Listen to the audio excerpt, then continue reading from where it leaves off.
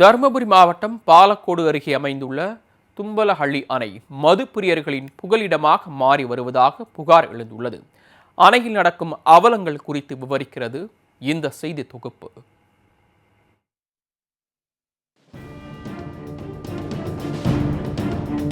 தருமபுரி மாவட்டம் காரிமங்கலத்தில் அமைந்துள்ளது தும்பலஹள்ளி அணை.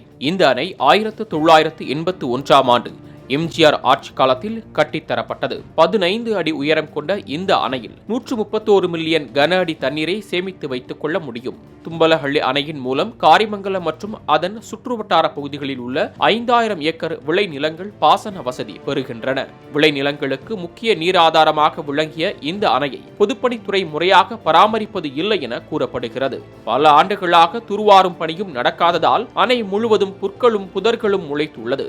நீர் வழித்தடங்களும் தூர்வாரப்படாததால் அணை முழுவதும் வறண்டு காணப்படுகிறது.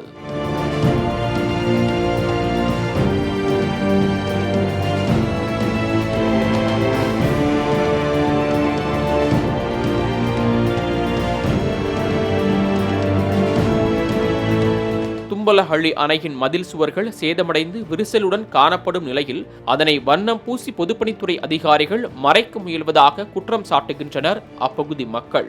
அணையின் நடைபாதையில் இருந்த ஒயர்கள், லைட், கம்பி போன்ற மின்சாதன பொருட்கள் திருடப்படுவது தொடர்கதையாக இருந்து வருகிறது. இது ஒரு புறம் இருக்க, பாதுகாப்பும் பராமரிப்பும் இல்லாத அணை மதுப்பிரியர்களுக்கு கட்டணமில்லாத பாராகவே மாறி வருகிறது. எங்கு பார்த்தாலும் மது பாட்டில்கள் சிதறி கிடக்கின்றன.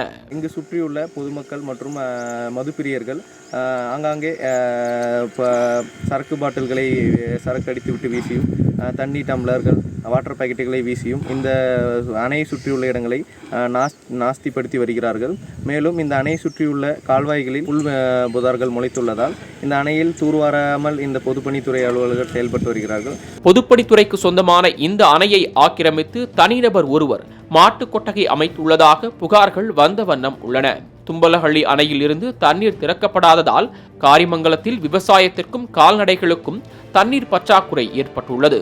விவசாயிகளின் நலன் கருதி தும்பலஹள்ளி அணையை புனரமைத்து இந்த இடத்தை சுற்றுலா தலமாக அறிவிக்க வேண்டும் என்பதே அப்பகுதி மக்களின் கோரிக்கையாக உள்ளது. இந்த செயல்களை எல்லாம் சரிபார்த்து இந்த அணையை சுற்றியுள்ள இடங்களில் முள்புதார்களை எல்லாம் வெட்டி அகற்றி மற்றும் இந்த அணையை சுற்றியுள்ள இடங்களில் கால்வாய்களில் தூர்வாரி இந்த அணையை ஒரு சுற்றுலா தலமாக மாற்ற முதல்வர் ஐயா அவர்களுக்கு இந்த அணையை சுற்றியுள்ள பொதுமக்கள் சார்பாக நான் கோரிக்கையை விடுக்கிறேன்.